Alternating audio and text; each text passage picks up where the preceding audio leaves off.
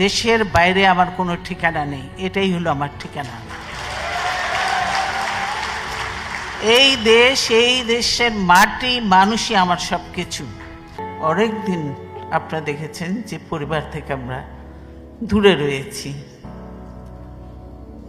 সেজন্যই আমি পরিবারের সঙ্গেই এবার সময় কাটানোর জন্য এখানে এসেছি এবং আমি আমার চিকিৎসা করেছি।